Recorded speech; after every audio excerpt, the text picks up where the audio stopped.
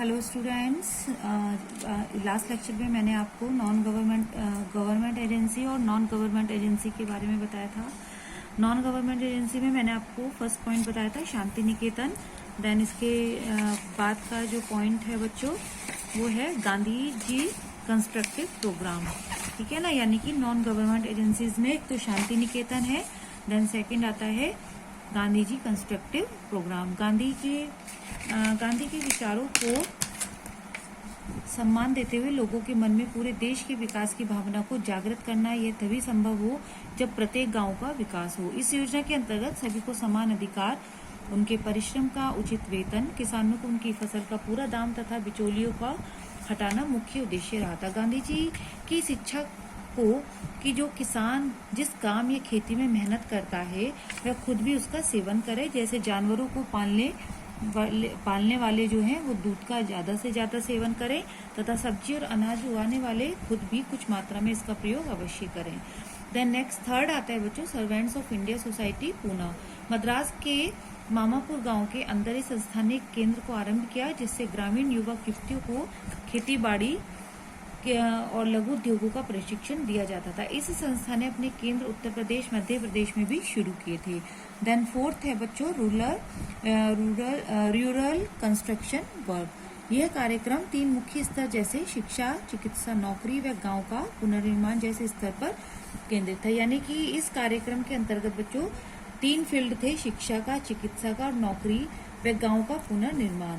इस संस्था का मुख्य उद्देश्य शिक्षा का प्रसार करना था ताकि ग्रामीण इलाकों में जागरूकता उत्पन्न हो सके। इसके लिए संस्था ने बहुत से प्रारंभिक स्कूल, लगभग 200 प्रारंभिक स्कूल, 325 हाई स्कूल व 38 महाविद्यालयों की भी स्थापना की थी।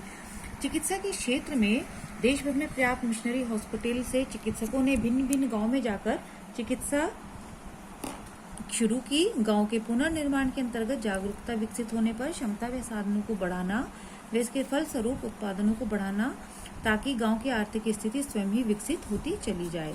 देन फिफ्थ पॉइंट है बच्चों training of rural youth for self employment. इसके अंतर्गत महिलाओं की न्यूनतम प्रतिशत 33 से बढ़कर 40 कर दी गई। यानी कि 33% जो न्यूनतम उनका महिलाओं का आरक्षण था वो 40% कर दिया गया। और 7वीं परियोजना के अंतर्गत 4,05,500 महिलाओं को प्रशिक्षित किया गया। जवाहर रोजगार योजना भी प्रारंभ की गई और महिलाओं को 30% रोजगार के अवसर भी प्राप्त हुए थे। इस कार्यक्रम के अंतर्गत महिलाओं की शिक्षा के साथ साथ महिलाओं की सक्रिय भागीदारी पर भी बल दिया गया। साथ ही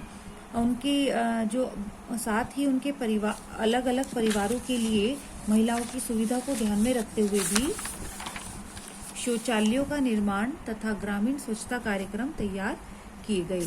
सरकार ने पंचायती राज संस्थाओं में महिलाओं को प्रतिनिधि देने की दृष्टि से संविधान विधेयक 1991 में प्रावधान किया और पंचायती राज निकायों में 1/3 सीटें तथा अध्यक्ष को 1/3 पद आरक्षित होंगे।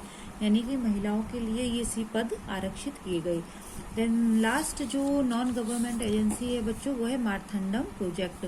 मारथंडम प्रोजेक्ट का क्या उद्देश्य था, क्या लक्ष्य था कि यह केरल की राजधानी तिरुवनंतपुरम से लगभग 30 किलोमीटर दक्षिण अवस्थित मारथंडम सन 1928 में डॉक्टर स्पेंसर हे द्वारा यंग मेंस क्रिश्चियन एसोसिएशन यानी कि शॉर्ट में इसको YMCA के तत्वाधान में ग्रामोत्थान की एक राजकीय योजना प्रारंभ की गई। यानी कि मारथंडम एक जगह का नाम था जो केरल में है और डॉक्टर स्पेंसर हे द्वारा इसका प्रचार किया गया जिससे मारथंडम के नाम से जाना जाता है। इसके अंतर्गत क्या हुआ, इसका मुख्य लक्ष्य ग्रामीणों का सर्वोन्मुखी विकास करना था।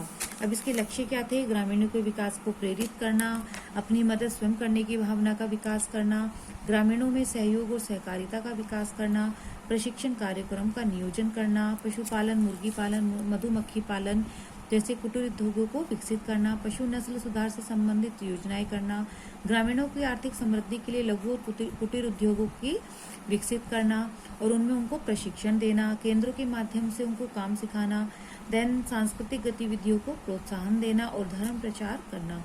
तो ये मारथंडम प्रोजेक्ट के लक्ष्य थे ताकि ग्रामीण लोगों का सर्वोन्मुखी विकास हो सके। ओके गर्ल्स, ये आपकी जो यूनिट है government agency and non government agency ये कंप्लीट हो चुकी है। नेक्स्ट टॉपिक के साथ मिलती हूँ आपसे। Okay bye.